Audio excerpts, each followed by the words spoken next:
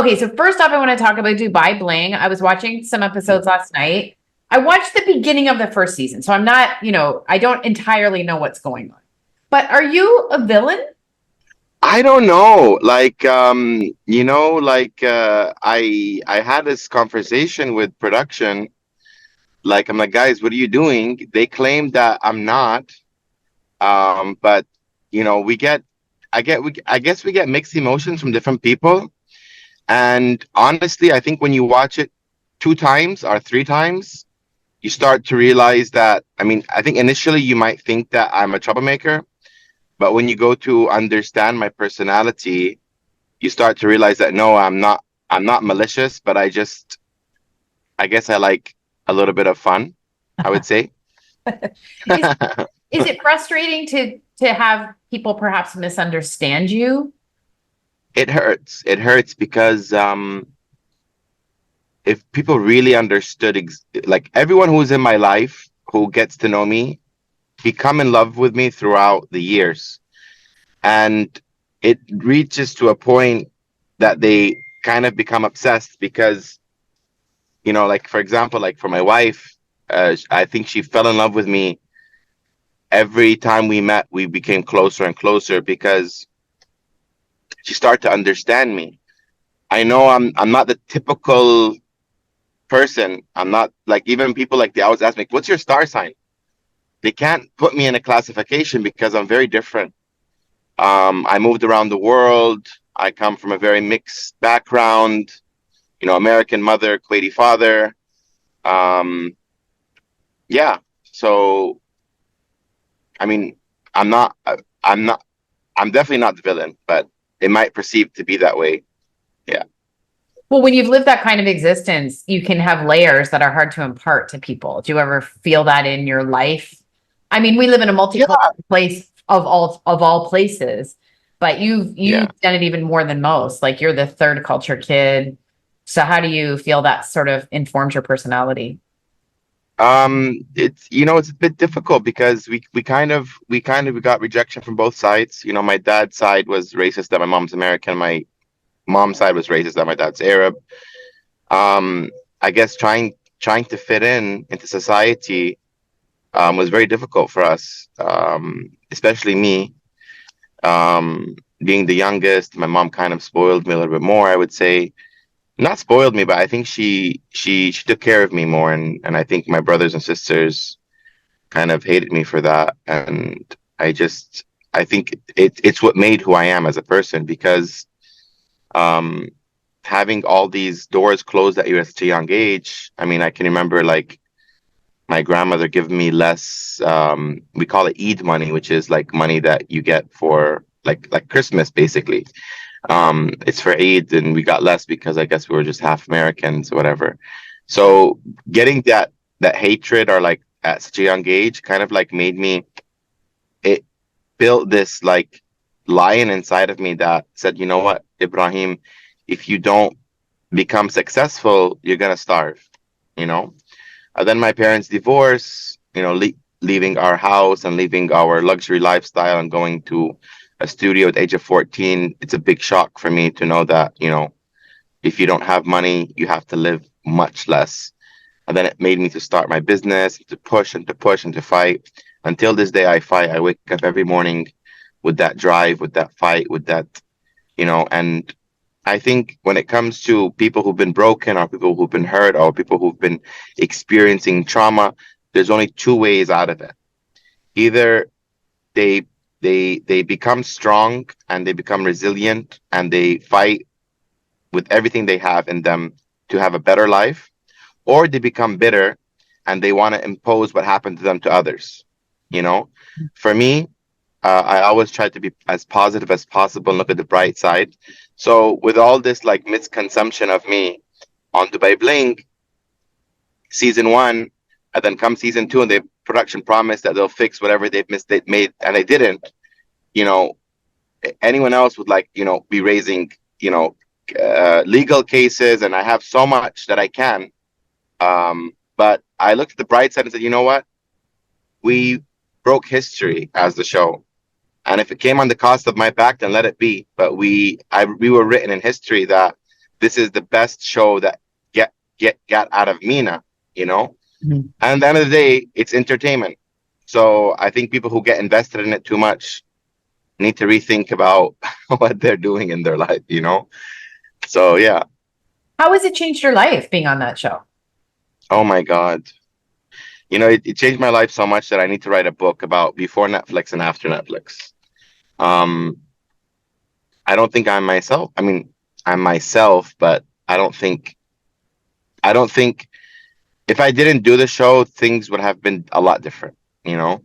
I have to make a lot of precautions these days. I mean, even simplest thing while driving, people would be next to me and they'd be like, they'll do like this one look like, wait, is that him? You know, because I'm in the same car that I was driving on the show, and I have this kind of um, like I don't look like everyone else, like because I'm mixed, so I kind of stand out, you know.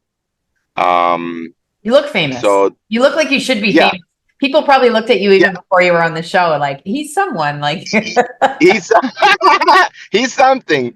So I have to be careful because when someone is starstruck, they do stupid things, and like they just they'll probably get out of their car. Like it's every day is it's like a circus. Every day is something. Like I have to be ready all the time for any situation can fulfill in front of my eyes, you know, and I just need to be very cautious about it. I This is what I signed up for, you know. But the thing that I didn't sign up for is that my family's privacy. So my mom's on the show, me and her are cool about it. But like for example, like my wife or my brothers and sisters who weren't a part of the show, they like I feel bad when they have to go through things when they're out with us. But slowly but surely they're starting to acknowledge that. That's the negative part. The positive part is that as a businessman, and I knew this was going to happen, that before I was a renowned businessman, and I always kept my reputation strong until this day. But after the show, you get like this people when you want to meet, to have a, let's say, location in the airport. That's very hard to get now. You say they see an email from Ebraheem from Dubai Bling that wants to meet. They're like, okay, tomorrow. wow, Tomorrow, or sometimes even today, whenever you want to come in, come in. And then you see crazy. these, yeah, you see this beautiful thing, which is, I think it's priceless. And this is why I don't care about what anyone will pay me for the show, because what this outcome is priceless is that when you walk into the room, you see people smiling, and if they're a fan or if they're a hater, they're still smiling because they're happy that they saw you. um, there's no disappointment in seeing someone from a show that you've watched, especially these days. Like yesterday, I was in the gym. I've been going to the same gym since 2012, and people, even though they saw me after season one, but even season two, they're like, "I just watched you 10 minutes ago before I left the house, and now you're here." You know, so it's quite cool. Like when I go up to the counter at like shopping mall, or so they just like they do this two look head turn, and it's so funny because you see their eyes, you see people's reaction is like, is it him? You know? And I always joke, I'm like, no, it's my brother. Uh, And they're like, oh, you look just like him. I'm like, yeah, we're brothers. And then I'm like, no, no, it's me. So I like to break the ice, and I like to see people happy. This has always been me. Other cast members, they play this game where, like, I'm famous and like, don't talk to me, don't look at me, but that's their personality. I don't suggest, I don't expect everyone to be the same. For me, I genuinely feel happy when I see other people happy. yeah, you just make people happy with your face now. Like that's awesome. Yeah, I love it. It gives me another purpose to exist. How about for your business bottom line? Like I'm assuming that's kind of one of the reasons you went on the show is to raise even further. Does it translate into increased business revenue?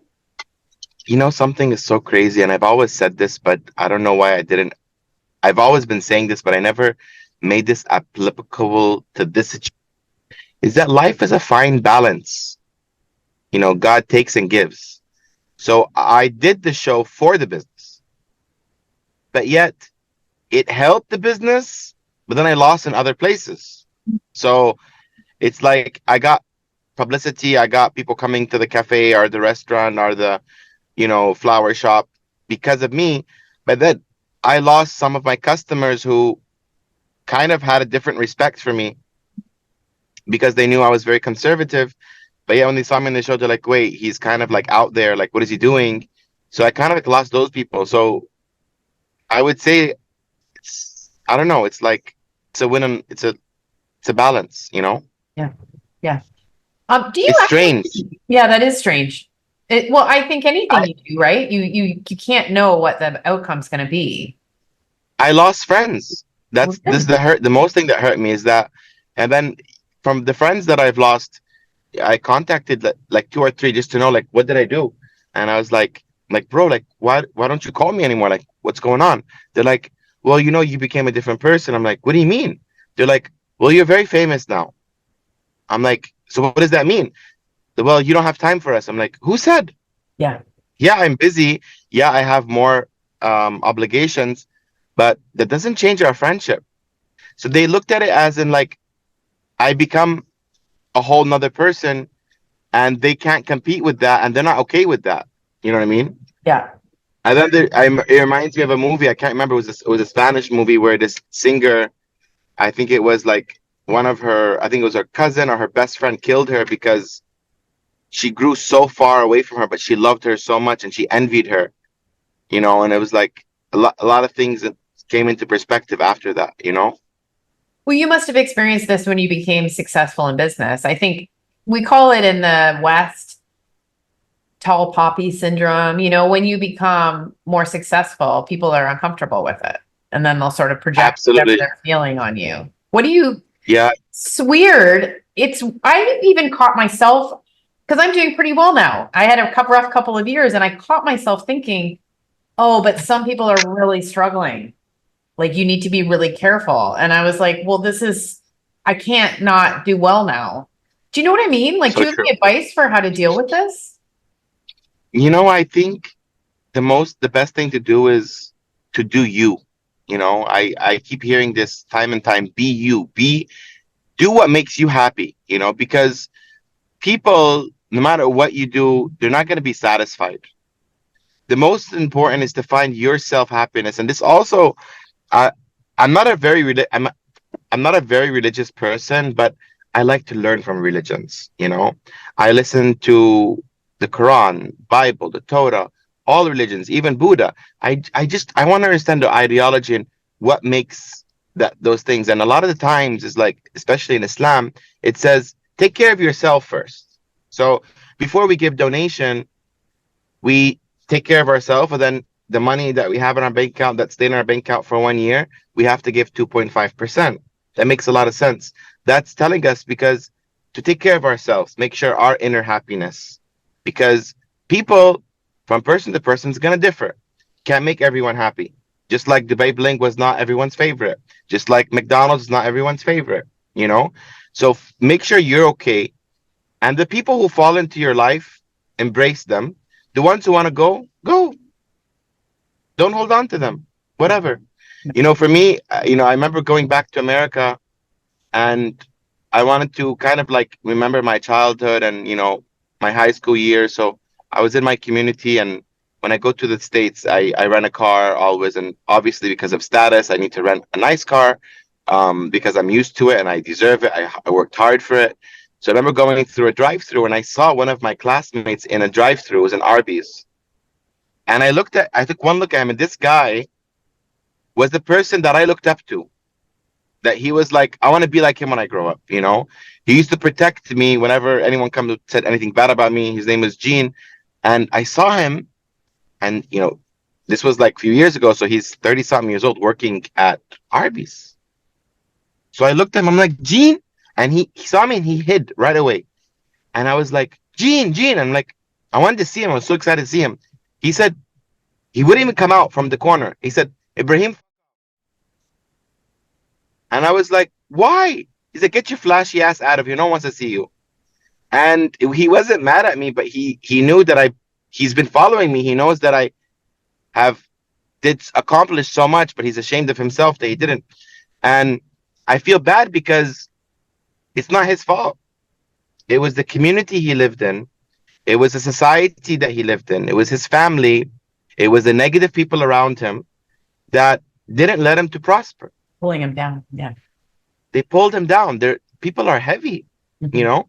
And even now, like I was, all last night, I didn't sleep well last night because these every time we release a new series, we get these comments and we get these reviews and some of them are nasty. No matter how strong you are as a person, it's gonna affect you when you keep reading these comments. But it's kind of like it becomes an addiction that you want to see what people think, but in all actuality, you shouldn't care what they think. You know. Mhm. But the reason why I do it is not to upset myself, but I just want to see like how things have changed from season one. Yeah. Yeah. So my advice to you: keep doing you, and the hell with everyone else. So if the winner has to stand alone, let them stand alone. Make yourself happy. Talk to yourself in the mirror. No need for them. Okay, awesome. So when you started this show, you were single, right? And then you've met someone and gotten married, fallen in love and gotten married. What has being in a relationship taught you? Actually, yeah. So this is my second marriage. Okay. I got married first when I was 17. Um, I knew my wife before the show.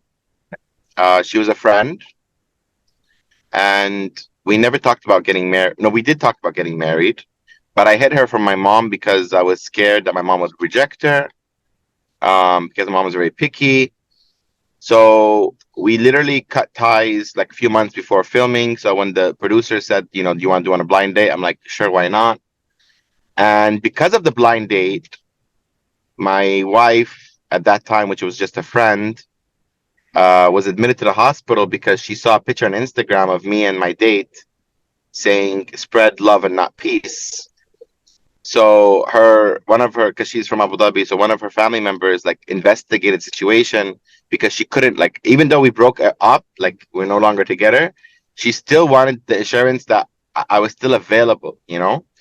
And her cousin found out like that the picture was actually because I was filming, so like it's not real, he's just filming a series and whatever. So it made her feel okay, but she was literally admitted to the hospital because she was upset.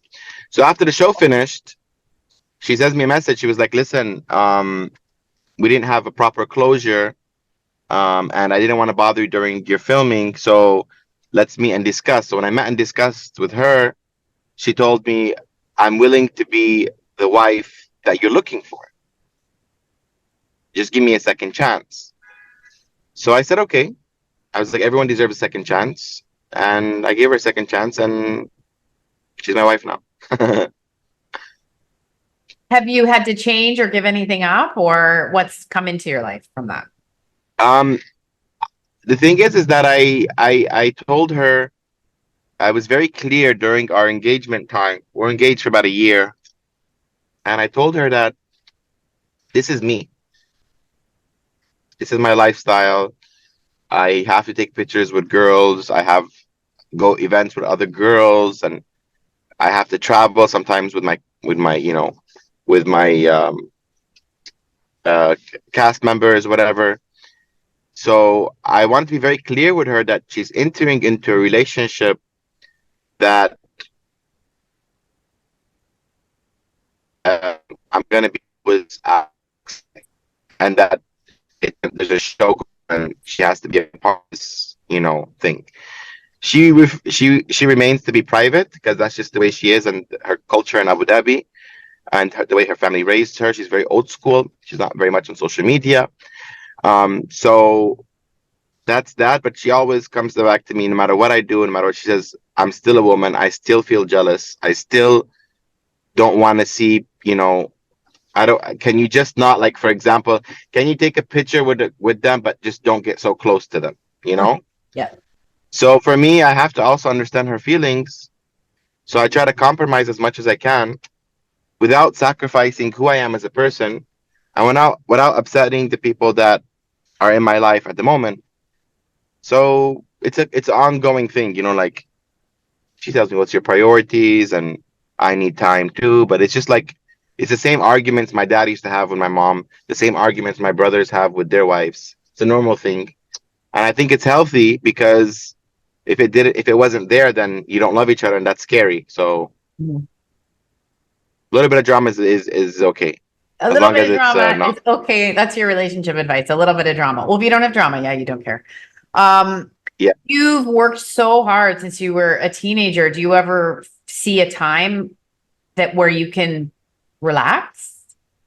Do you think that there's I part have of your personality that needs maybe to be able to let that go?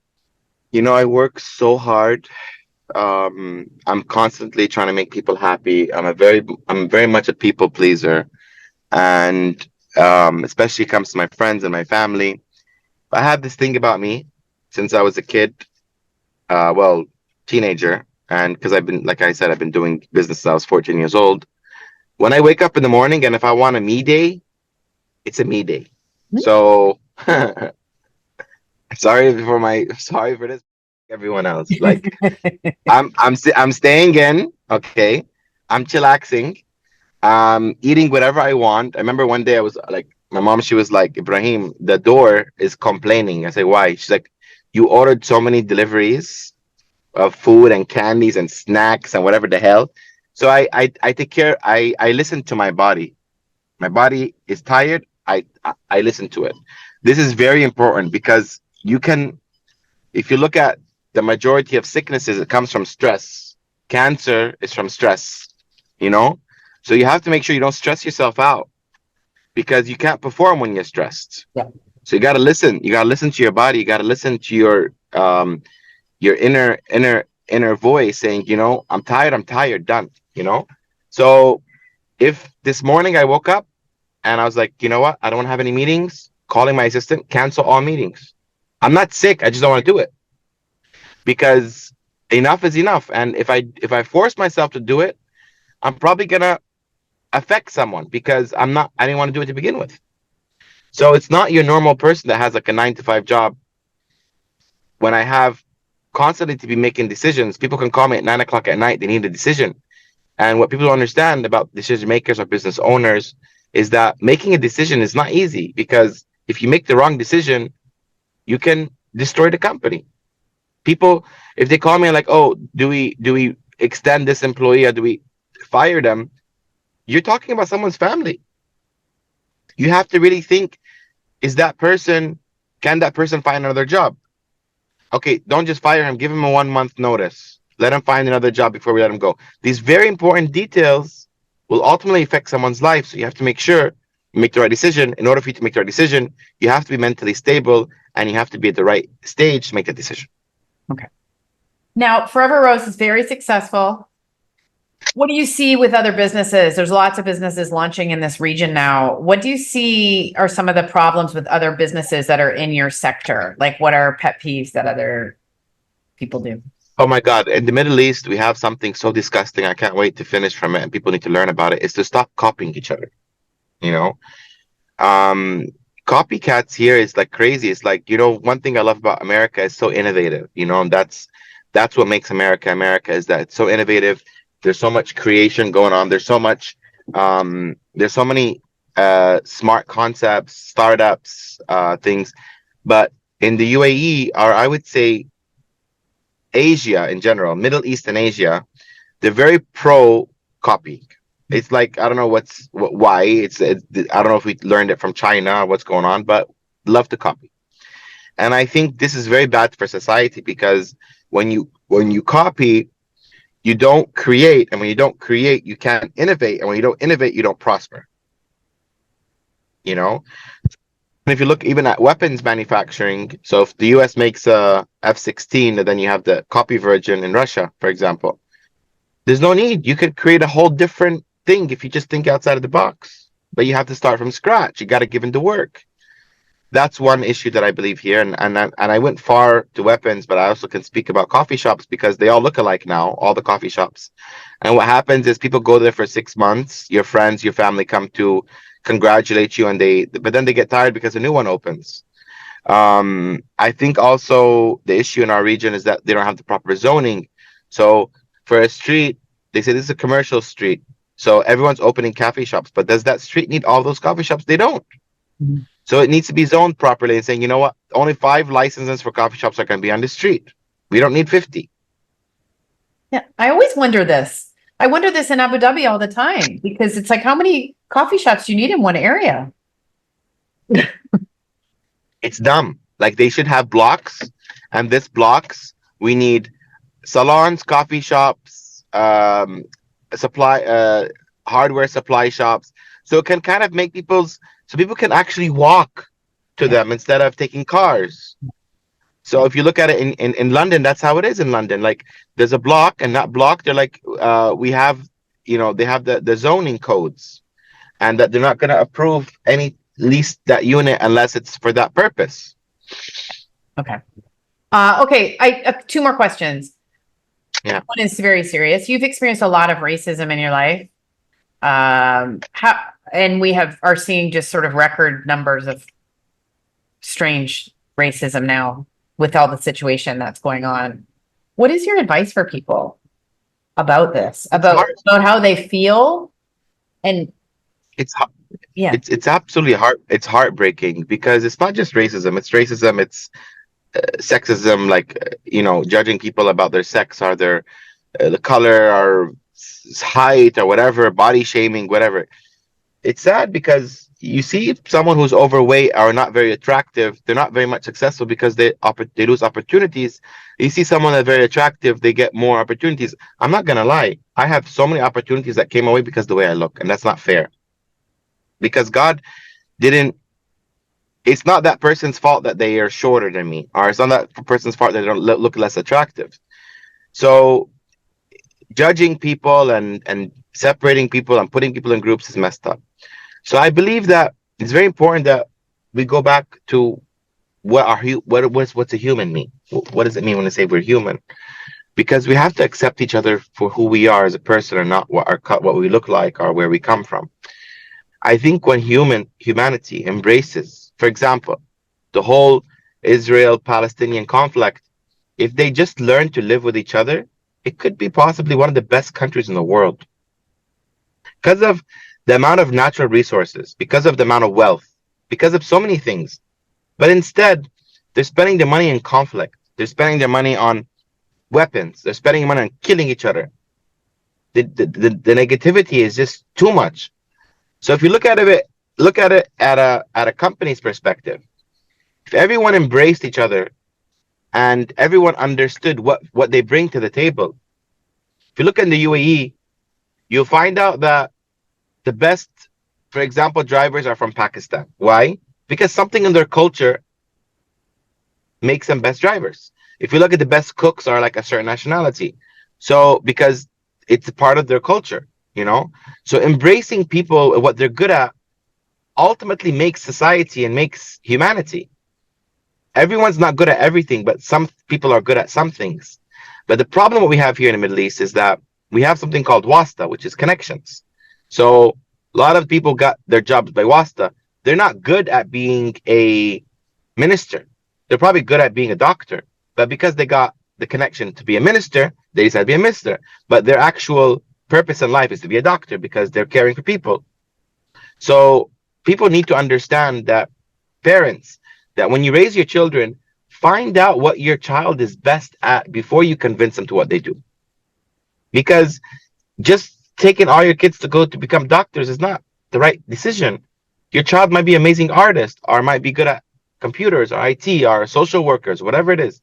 So I believe when God made us, he made everyone with plus and minus. We're good at some things, we're not good at some things. That's why you see models a certain way. That's why you see actors a certain way. To find balance, we have to find our purpose in life. To be the best what we can do in our job. Where can we be effective in? Even for me, I reevaluating myself and saying, you know what, Ibrahim, I'm not a businessman. I'm a creative mind. So I want to sell my businesses and I want to create businesses for people who want business because I have a creative mind. very. So I don't want to micromanage anymore because I realize that micromanaging is killing me because I treat my employees like my family. And when someone leaves me, it gives me a stab in the heart. And if it keeps happening, it's like you have cancer, you don't treat it, you're going to die. If you're bleeding, you're going to bleed to death. So you have to cover the wound. So by me covering the wound means that I need to sell the business so that way I'm creative because I'm more happier at making people happy by my creativity. That's exciting. That's Yeah. exciting. Okay, last quick question. You talked about stress and the traffic in Dubai is out of control. How do you navigate the traffic without losing your mind? Two things. If the time, because I know the times of different traffics or whatever. So if the time is the traffic time, either I try to avoid, so I try to reschedule my appointment according to that, or if I really have to go, I bring a driver so that way I can finish my work as I'm there. If I have no driver, which not everyone has drivers, and it's just me, I will take that time to listen to my favorite music or to listen to a podcast or to an interview or to something that I want to learn, even if it's another language. So it's like you didn't lose that time. You know, you have to find something to do because if you just think about it, oh my God, when are we going to get there? You're going to be frustrated. You're going to arrive with a negative attitude. Everything's going to go downhill from there. But if you get out of the car and say, you know what, I've just learned something. I did not waste 45 minutes in the car for nothing. I love it. Traffic is traffic. We have to convince ourselves. My uncle was working in Baltimore and commuting to work 2 hours a day each way, 4 hours a day. Because he did it every day, our human nature is that once we do something a lot, it becomes a normal for us. So if you think about it, Dubai's traffic is really not bad compared to other countries. But because we've been spoiled before, everything's 10, 15 minutes away, and now everything is like 30, 40. So we become, it's just a mindset. We control our minds. When we learn how to control our minds, we can become happier people. We have to convince ourselves that this is normal and that other countries even have longer traffic and that we're lucky to have this amount and take advantage of the time that we're in a car for a more positive thing so that way we arrive at our destination in a happier state. Amazing. Hallelujah. Thank you so much, Ebraheem. It was just wonderful. Hallelujah! Have a great day. Thank you. You too, sweetheart. Bye. Take care.